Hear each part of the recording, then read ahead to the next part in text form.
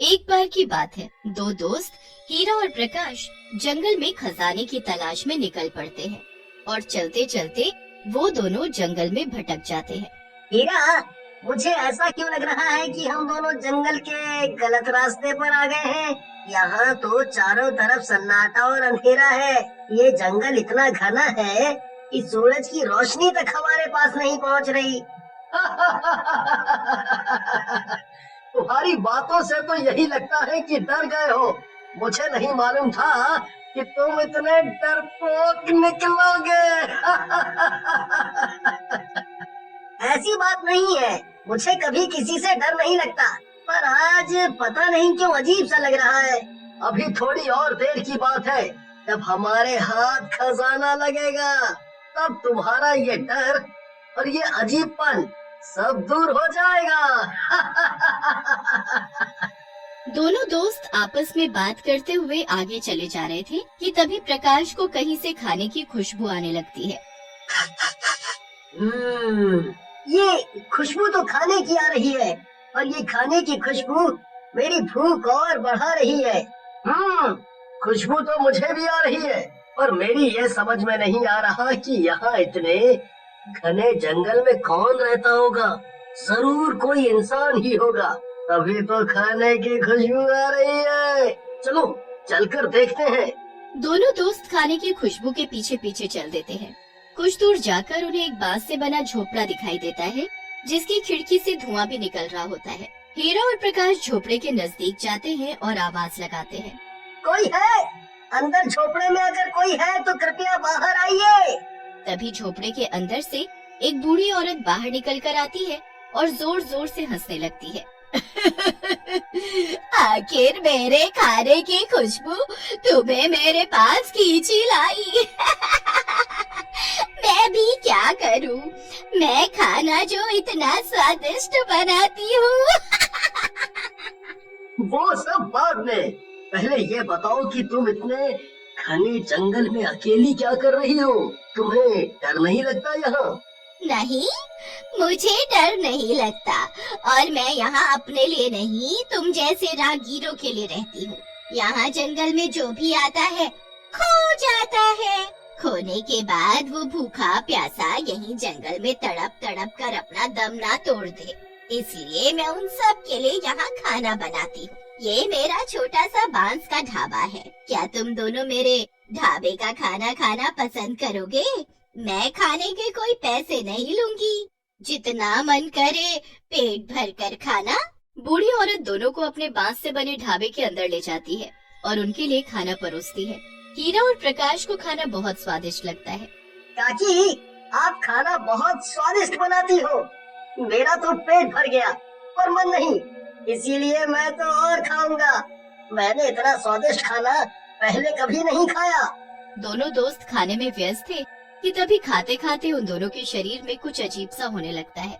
ये क्या हो रहा है? मुझे घुटन सी महसूस क्यों हो रही है? तभी बूढ़ी औरत चुड़ैल में बदल जाती है, दिखने में बहुत डरावनी। प्रकाश, ये कोई बूढ़ी काकी नहीं, ये तो कोई चुड़ैल है। मुझे पैसे नहीं चाहिए, मुझे कुछ और चाहिए। पूछोगे नहीं कि मुझे क्या चाहिए? हाँ, तुम्हें क्या चाहिए बताओ। हमारे पास जो है हम सब तुम्हें दे देंगे। और हाँ, हम इस जंगल में खजाना खोजने आए थे, वो भी हम तुम्हें दे देंगे मिलने पर। खजाना? मेरा ही खजाना मुझे देने चले हो? यहाँ कोई भी आता है मुझसे बचकर नहीं जाता। देखो जरा अपने आप को। तभी दोनों बहुत छोटे हो जाते हैं, बिल्कुल मक्खी के बराबर। ये तुमने हम दोनों का क्या कर दिया? हमें कीड़ा मकोड़ा क्यों बना दिया? मुझसे ज्यादा बहस करने की कोई जरूरत नहीं। ज्यादा बोलोगे तो अपने पैरों से मसल दूंगी तुम्हें। चुड़ैल उन दोनों को एक कांच के कार में बंद कर देती है। उसके बाद वो चुड़ैल फिर से अच्छा खाना बनाने में लग जाती है। मेरा ढाबा है सबसे न्यारा, एक बार जो मेरे हाथ का बना खाना खाए तो खाता ही जाए। हीरा, इस चुड़ैल ने हमें एक तो इतना छोटा कर दिया है, ऊपर से हम दोनों को इस जार में दिया। मेरा यहाँ दम घुट रहा है। हम बहुत छोटे हो गए हैं। अगर हम किसी से मदद भी मांगे तो कैसे मांगे? हमारी आवाज जंगल से बाहर तो क्या इस जार के बाहर तक भी नहीं जाएगी। इसीलिए अब हम कुछ नहीं कर सकते। 2 दिन बीत जाने के बाद जंगल में एक पांडु नाम का आदमी खाना बनाने के लिए लकड़ियाँ लेने आता है। तभी उसकी नजर चुड़ैल के ढाबे पर पड़ती है। जंगल के बीचों बीच ये क्या है? कौन होगा वहाँ? और उसमें से तो धुआं भी निकल रहा है। पांडु, मुझे तो कुछ गड़बड़ सी लग रही है, इसीलिए निकल चल यहाँ से। चुड़ैल पांडु को देख लेती है और पांडु को वो जाने नहीं देती। उसका रास्ता रोककर खड़ी हो जाती है। मेरे ढाबे का खाना खाए बगैर तुम कैसे जा सकते हो? मैंने तुम्हारे लिए बहुत ही स्वादिष्ट खाना बनाया है, चलो अंदर। नहीं, मुझे नहीं खाना, मेरा पेट भरा हुआ है। मैं खाना खाकर ही घर से निकला था। पांडु के न कहने से चुड़ैल बहुत गुस्सा हो जाती है और जबरदस्ती पांडु को खींचती हुई अपने ढाबे में ले जाती है और जबरदस्ती उसे खाना खिलाती है। मेरा पेट भर चुका है।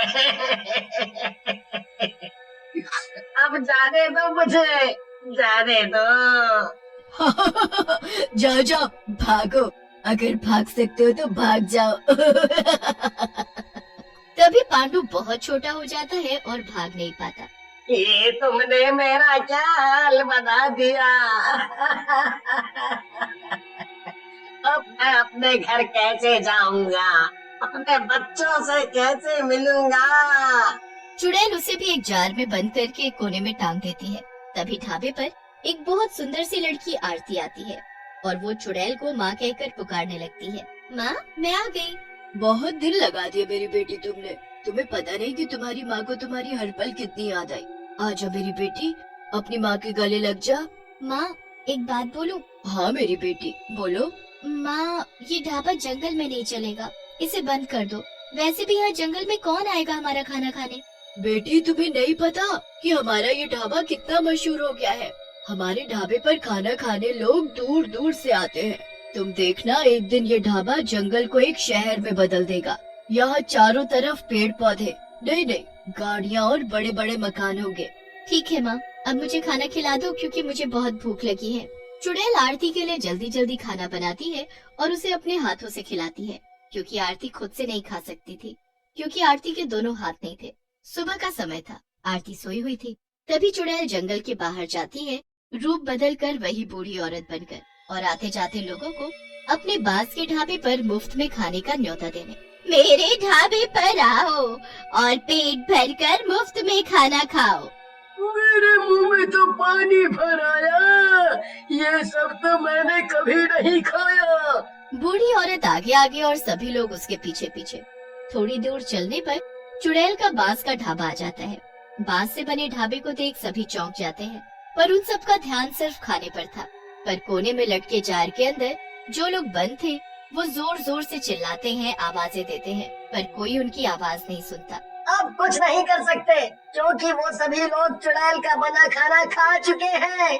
चुड़ैल जब लोगों को जार में बंद करके छुपा रही होती है, तभी आरती पीछे आ जाती है और पूछने लगती है, माँ, क्या छुपा रही हो?